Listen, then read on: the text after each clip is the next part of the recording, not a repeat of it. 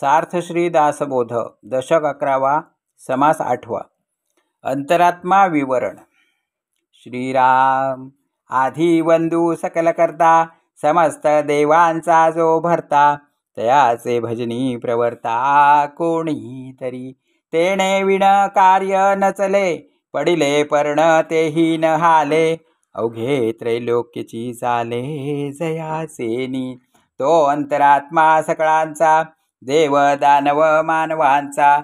चत्वार खाणी चत्वार वाणीचा प्रवर्तकू, तो एकलाची सकळा घटी, करी भिन्न भिन्ना राहटी, सकळ सृष्टीची गोष्टी किती म्हणून सांगावी, ऐसा जो गुप्तेश्वर,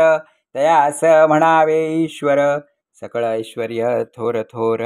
जयाचेनी भोगिती, ऐसा जेणे ओळखीला, तो विश्वंभरची झाला, समाधी सहज स्थितीला कोण पुसे, अवघे त्रैलोक्य विवरावे, तेव्हा वर्म पडेल ठावे,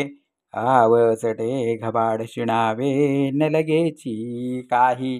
पाहता ऐसा कोण आहे, जो अंतरात्मा विवरून पाहे, अल्प स्वल्प कळून राहे समाधाने, अरे हे पाहिलेच पहावे, विवरलेची मागुते विवरावे, वाचलेची वाचावे पुन्हा पुन्हा, अंतरात्मा केवढा कैसा,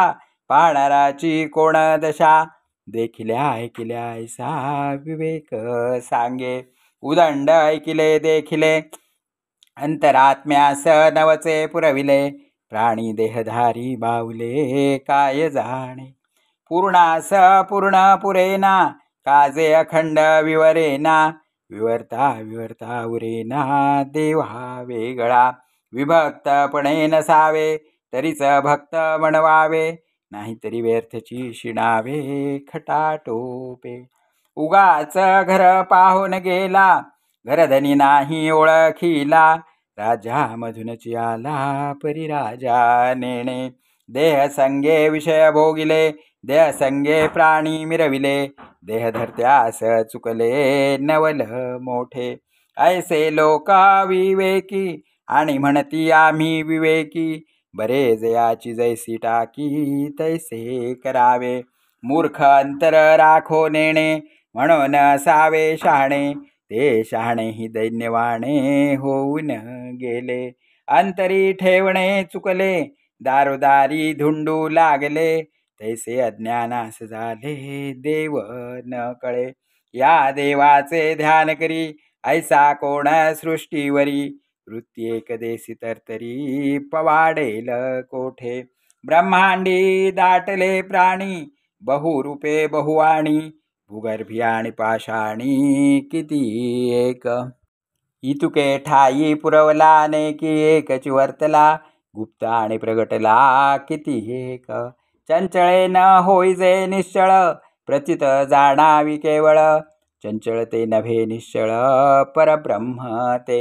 तत्वे तत्व जेव्हा उडे, तेव्हा देह बुद्धी झडे, निर्मळ निश्चळ चहुकडे निरंजन, आपण कोण कोठे कैसा, ऐसा मार्ग विवेकाचा, प्राणी जो स्वयेकाचा त्यास हे कळेना, भल्याने विवेक धरावा, दुस्तर संसार तरावा, अवघा वंशची उद्धरावा